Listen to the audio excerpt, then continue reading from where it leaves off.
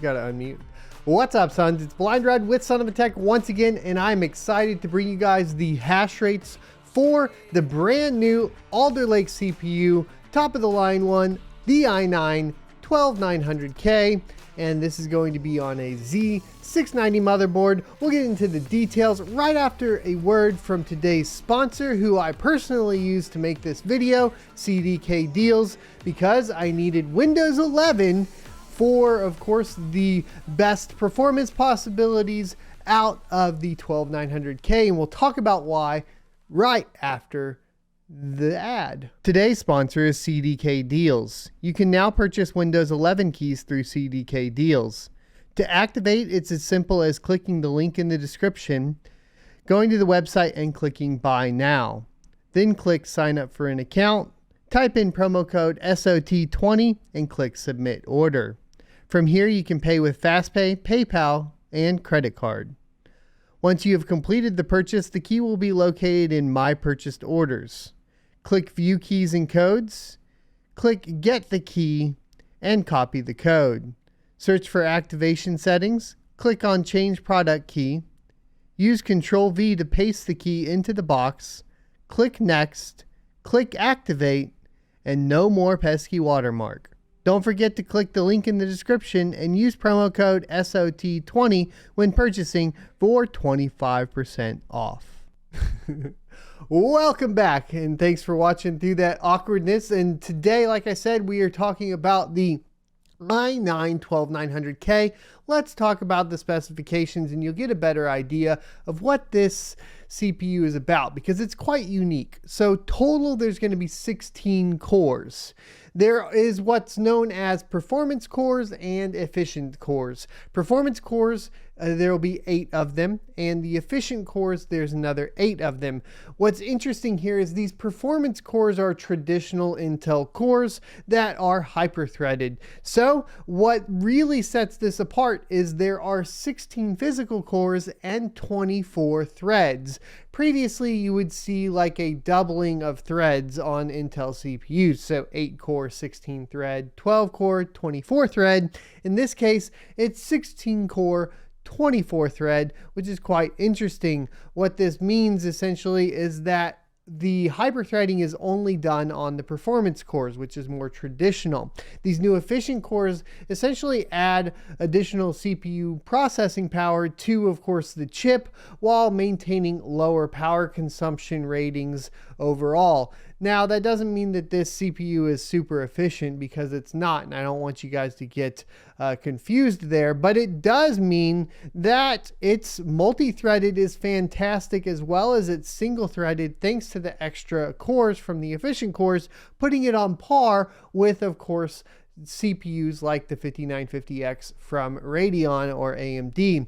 Now, does that translate over into mining performance is what we'll have to answer and ask, of course, today. Now, getting into more information here, as far as the max turbo frequency, it's 5.2 gigahertz. And the performance core max turbo frequency is 5.1 gigahertz, while on the efficiency cores, it's only 3.9 gigahertz. And that's important to understand, because what you have essentially is 8 cores and 16 threads running at 5.2 gigahertz maximum. But the rest of those remaining 8 cores that get you up to that 24 core or 24 thread number are only running at 3.9 gigahertz. But what this does allow you to do is get that gaming performance out of that single-threaded CPU workload, which is obviously something that people are interested in, while still maintaining pretty good multi-core enhancement for things like multi-threaded applications like Adobe Premiere, for example, along with a few others. So that's what you're looking at. Now, the cache is 30 megabytes of Intel Smart Cache. Total L2 cache is 14 megabytes. Processor base power is 125 watts, while the maximum turbo power is 241 watts. In most multi-core applications, especially in mining, you're getting much closer to that maximum turbo power there. This is also the first processor line to support DDR5 on the memory. And as of it does support DDR4 as well, it's going to be dependent on which motherboard you went ahead and purchased. Of course, I was at Micro Center and I asked for, of course, the best motherboard that you currently can get through Micro Center, which is the Gigabyte Aorus Master Z690 with, of course, PCIe 5.0, as well as DDR5. Now, as far as the PCI 5.0, there's no NVMe drives yet that I'm aware of to run this off of, or any other peripherals that run on that either. So we are just running a PCIe 4.0 graphics card with the RTX 3090, and then on the drive we are just running a PCIe 4.0 Sabrent Rocket drive. So that's pretty much what we're looking at there. It does have integrated graphics. We aren't testing that for this. Maybe we can test, later on down the line what the hash rate of that would be on something like Ethereum just for fun, but that's not something that we went ahead and looked at today. We're looking at the top 3 mineable coins for CPUs, which is going to be the, of course, famous Raptorium at this point, which you can trade on TradeOgre. And if you guys are interested in a guide, we are working on a guide for that. And then we took a look at VerusCoin, which we've talked about, and we do have a guide up for, as well as the old Monero, the good old Monero XMR.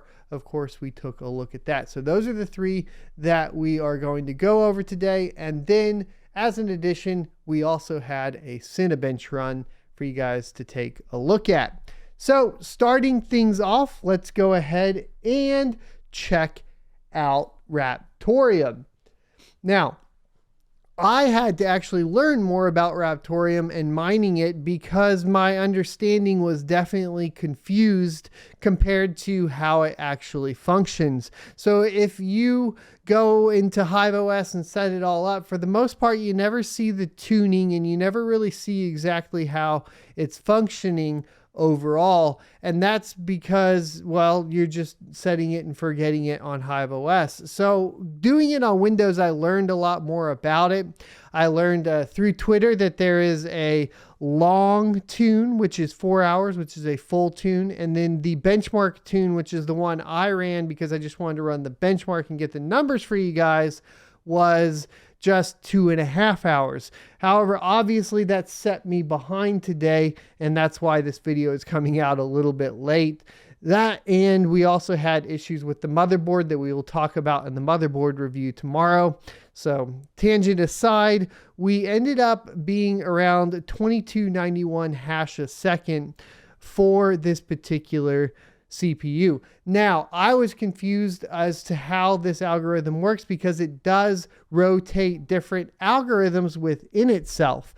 And because of this, essentially, your average needs to run for a while before you can actually get the real number. So 2291 hash a second is the average from the benchmark after 2.5 hours. If you took a look at a 5950X, for example, the 5950X is near double that at around like 4, I believe it's 4, right? Somewhere around there, 400 hash or 4000 hash a second. So the 5950X, the Ryzen CPUs right now, partially because these aren't optimized yet for this, and we'll talk about that too, is going to be better. But one of the things that this particular CPU doesn't allow, unless you turn off the energy efficiency cores or whatever, unless you turn those off, you can't utilize all of the instruction sets. And the best performing instruction set for Raptorium isn't available if you're using the performance cores.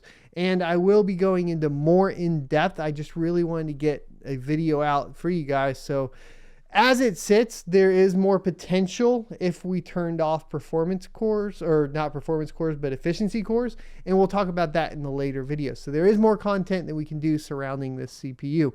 As that stands though, if we were looking at 5.5 cents a kilowatt hour, you would be doing about $1.06 US a day. So The next coin is going to be VerusCoin. We have talked about this a lot before. On the VerusCoin, we were getting 35.96 mega hash a second at 212 watts. Speaking of which, 212 watts on Raptorium. It seems to always just sit around 212 watts, give or take, or at least peak at 212 watts, which we will need to do obviously some more testing on, because it's kind of interesting that it will always peak at 212 watts, but it will settle back down.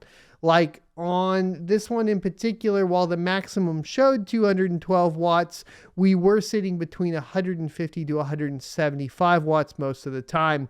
VerusCoin had no issue spinning up and utilizing everything for this particular CPU, which made things a lot easier. It utilized the efficiency cores and the performance cores, and it didn't have any kind of disadvantage for using the particular instruction set that is required for the efficiency cores. So at the end of the day, after that though, you still aren't looking at that profitable. You're looking at $1.01 a day, but it is just as profitable as Raptorium. And that's kind of interesting, because if you're looking at AMD right now, Raptorium takes off way past where VerusCoin is as far as profitability. So the Intel chip right now, this new one, VerusCoin, is looking pretty good. Finally, we did look at Monero, and that's going to be the random X algorithm. In this particular case, the efficiency cores are not being utilized. So you only have 8 cores, 16 threads on the performance cores. It does detect the CPU, and it does detect the additional cores. It just does not utilize them while mining. I tried to play around with it a little bit. I couldn't get or figure out exactly how to unlock the efficiency cores for this. Now, there was an update 4 days ago for the XM rig. I'm hoping that there will be a new one. Unfortunately, XMR stack hasn't been updated in a long time. So XM rig's the most up to date, which is why I utilized it. The hash rate here is going to be 9,131, which is over what they were showing on, of course, the Monero benchmark website, which was 9,025. And that right there is going to be at the 212 watts again. Your revenue after power is going to be 23 cents a day. It's not great. It's definitely not something you want to look at. And that's going to be with Quantum R. If you go to Monero, it's even less. It's 20 cents a day. So there you go. Finally, though, we will go ahead and talk about Cinebench here, because I did run Cinebench. I didn't do any other benchmarks. If you guys would like gaming benchmarks with the RTX 3090 or the 6900 XT, or pretty much any GPU of your choice, and you think that is something that would add benefit to this particular channel, or whatever, right? Because I do have access to all the equipment. I am still a gamer. I'm interested in testing it. If it is something we should do, let me know. But Cinebench, and this is just going to be stock with just the XMP profile enabled, is going to be a score of 27,511. So we did talk about the motherboard. We didn't talk about the memory. I did forget. So the memory on the test bench right now is going to be the DDR5 clocked at 5200 megahertz. I actually forget the timings at this point. It's the Corsair Vengeance. It was pretty much that, or the RGB version of that. Both of them had the same timings at the same speed, so I went with the non-RGB version for like $80 less. I don't know why you'd spend $80 for the RGB version of the Corsair memory, but to each their own. I was not willing to dump that kind of money on it. It's 32 gigabytes in dual channel configuration with XMP profile enabled. We are using the default CPU profile, so we have not messed around with the gaming or the advanced mode, which we will be doing for, of course, the motherboard review that you can check out tomorrow, as long as you hit that subscribe, notification bell, like, and comment, and do all of that so that the algorithm will tell you when that video is available. So, hope you guys enjoyed this review of the i9-12900K for mining. Obviously, it is not something you want to pick up for mining. You still want to be looking at that 3000 Ryzen series, probably for the best bang for your buck at this point. However, if you are looking for something that is new, that is obviously performing incredibly in Windows 11 for applications, this 12900K is pretty cool. It's probably going into my main system, which the main system right now is a 5950X, and it's been performing pretty wonderfully. But this new Intel CPU for all the other applications, which if like Premiere and stuff, even like it's impressive. Unfortunately, like the miners are gonna have to get all updated to utilize it, except for VerusCoin, of course. But once they do, I'm gonna retest and definitely check back on the channel. The rest of the stuff is like wild fast, pretty cool. So if you're interested in the rest of the stuff and we should do a separate video on that, let me know, because I know as far as like the big tech stuff, Linus is going to cover it, all those guys. So go check their videos out. But this is a pretty impressive processor for, you know, Intel. Just, I wasn't expecting it at all. So this is pretty fun. I'll see you next Tuesday. If you enjoyed this video, be sure to subscribe to see more. Also, you can check out this playlist for more content talking about cryptocurrency.